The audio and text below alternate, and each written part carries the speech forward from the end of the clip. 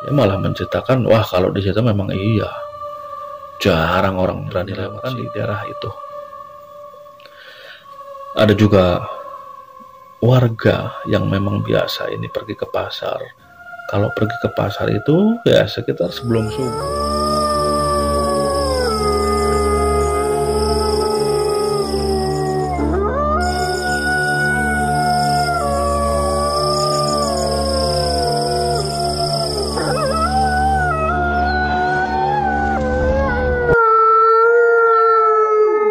Assalamualaikum warahmatullahi wabarakatuh.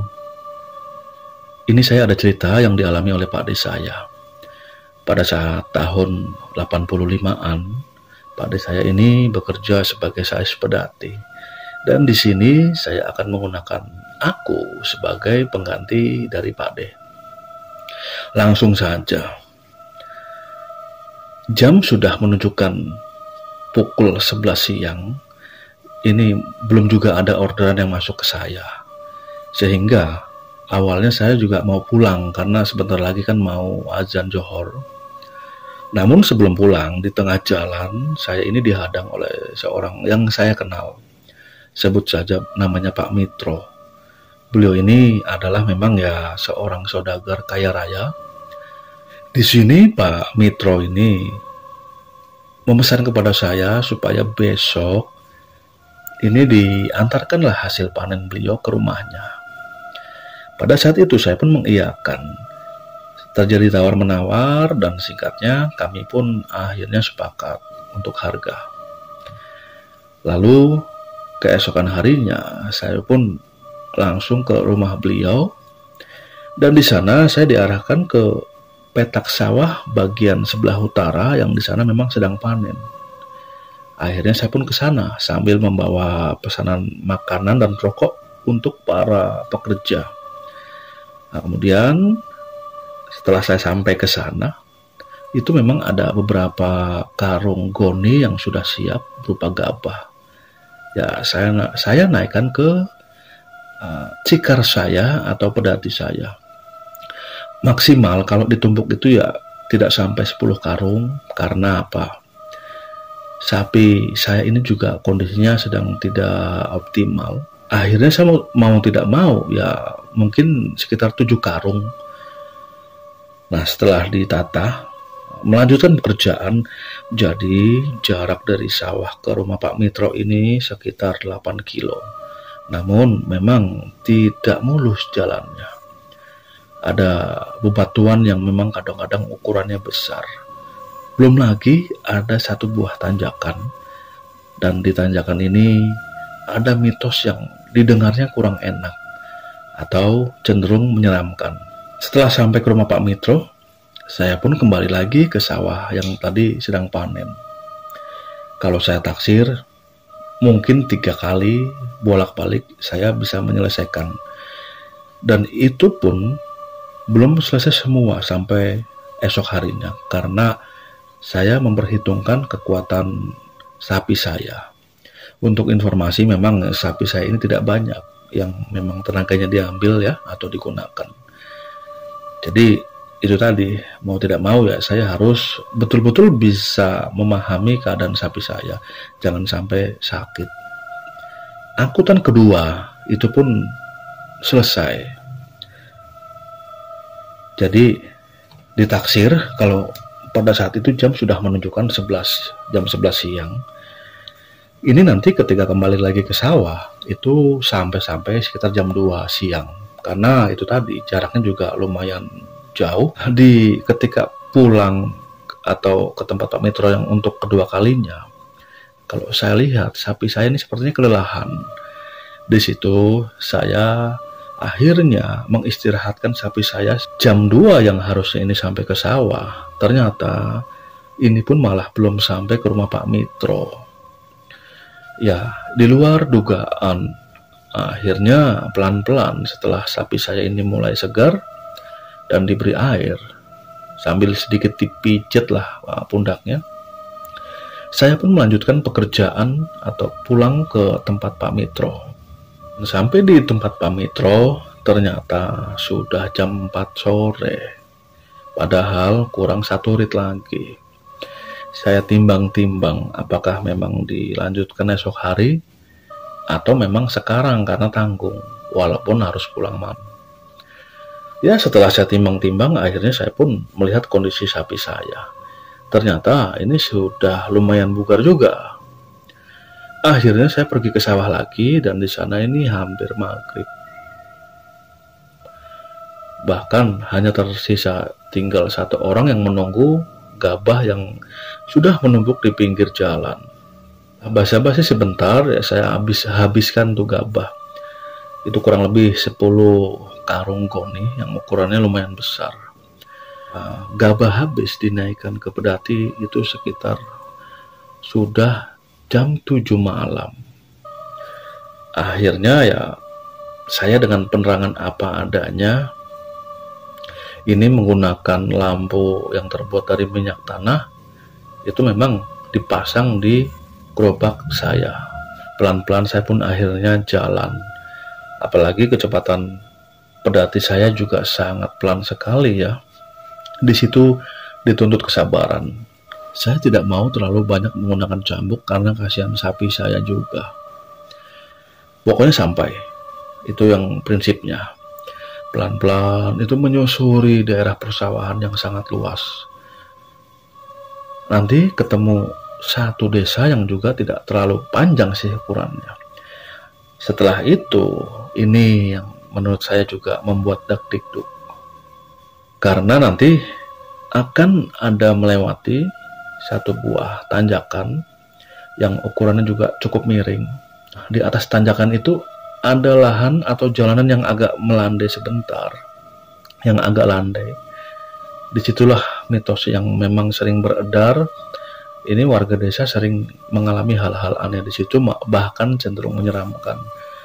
Karena menurut desas-desus warga, di sebelah kiri yang merupakan perkebunan bambu, itu tempat eksekusi orang-orang PKI zaman dahulu. Menurutnya sih seperti itu. Tapi saya sendiri juga kurang paham karena juga usia saya masih muda. Kembali lagi ke perjalanan. Walaupun habis maghrib, tapi kondisinya memang sudah sangat sepi. Apalagi sudah melewati rumah warga atau pemukiman, ini juga tidak terlalu ramai. Jantung saya ini semakin dak-dikduk ketika mulai melewati tempat yang saya bilang tadi. Mana kondisi sapi juga jalannya sangat pelan sekali. Ya, saya di situ akhirnya sambil berdoa hingga satu titik yang tempatnya itu seram. Saya ini tiba-tiba mendengar tangisan yang jumlahnya itu lebih dari satu. Ada suara tangisan laki-laki dan juga suara tangisan perempuan. Belum lagi juga ada suara seperti teriakan. Saya sambil memegangi tali kendali dari sapi saya, itu tidak berani menengok ke arah kiri. Pandangan saya fokuskan ke depan. Tapi namanya merinding itu tidak bisa dibohongi.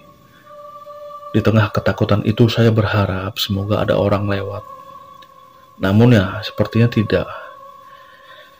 Padahal tempat yang wingit itu juga tidak terlalu panjang, mungkin sekitar 100 meter. Namun kondisinya juga agak menurun. Di situ saya harus fokus mengendalikan gerobak pedati saya supaya tidak oleng ke kiri ataupun ke kanan. Di tengah fokusnya saya mengendalikan pedati saya, ini suara tangisan malah semakin mendegebak saya. Atau bahkan cenderung ke dalam gerobak saya, itu posisinya di belakang saya. Suara tangisannya tuh menyayat hati sekali. Nah, saya melihat ke belakang ya, di tengah kegelapan itu, saya melihat ada satu sosok yang memang sedang menunduk, Bang, sambil menangis. Jadi kalau suaranya itu ya seperti tangisan lah intinya. Saya tetap fokus, saya mencoba tidak menghiraukan. Sampai pada akhirnya tangisan itu berhenti. Tapi betapa kagetnya, ternyata 5 meter di depan sapi saya itu sudah ada satu sosok penampakan kalau saya lihat itu dengan pakaian yang compang-camping, itu tidak ada kepalanya. Saya yang melihat seperti itu, sebisa mungkin untuk mengerem sapi saya. Tali kekangnya saya pegang atau saya tarik ke belakang. Lalu ya memang sapi saya berhenti.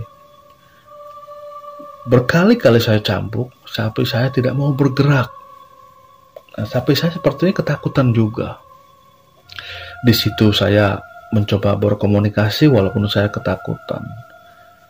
Dalam hati saya bilang, "Maaf Mbah, saya hanya mencari nafkah. Tolong jangan diganggu ya." Nah, seperti itulah. Hingga akhirnya sosok itu pun memudar. Nah, setelah memudar, anehnya sapi saya kembali lagi berjalan seperti biasa.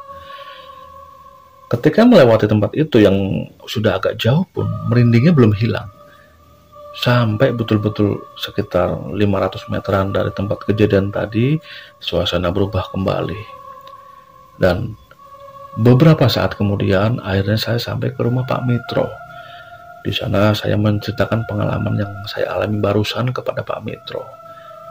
Pak Mitro yang usianya itu hampir seperti orang tua saya, dia malah menceritakan, wah kalau di situ memang iya, jarang orang berani lewat situ. Kalau kata orang-orang tua dulu memang itu tempat eksekusi orang-orang yang dianggap sebagai anggota partai terlarang. Itu penjelasan dari Pak Mitro.